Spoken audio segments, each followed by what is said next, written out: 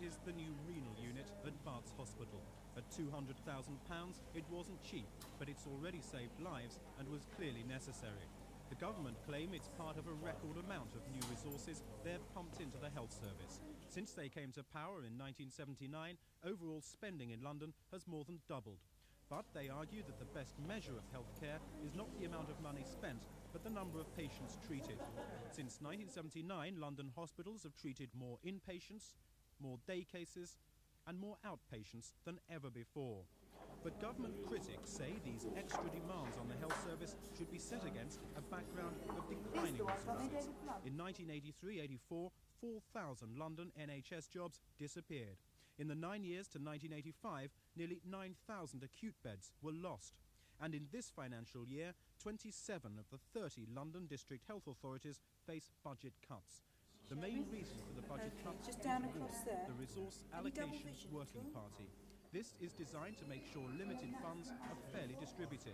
In effect, this has meant a steady drain of resources from London to the poorer provinces, making it increasingly difficult for hospitals like St Barts to cope with the extra demand for their services.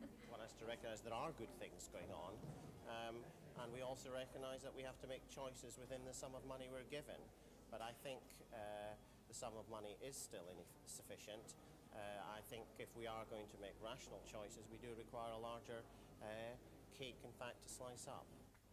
At Barts, great stress has been put on the Accident and Emergency Department by this lack of funds. There are manpower constraints of various sorts, but I think the bottom line is really money. How big a crisis do you think it is?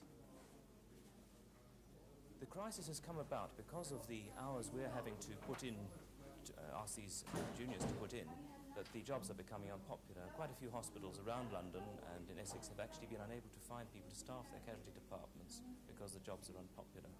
Ironically, a Labour government introduced RORP, the policy which has led to many of the present problems London-wide. It's really reached crisis level where you've got University College Hospital and the Middlesex Hospital closing for a month over Christmas, and we've got the proposition that St Thomas's Hospital should close for a month during the summer. Things like this have never happened before, and clearly the health service in London is in a state of imminent collapse unless more money is provided. Despite its increased spending figures, the government seems to be losing the propaganda battle. More and more London doctors are saying there's a crisis, and there's an increasing gap between what the public expects from its health service and the reality.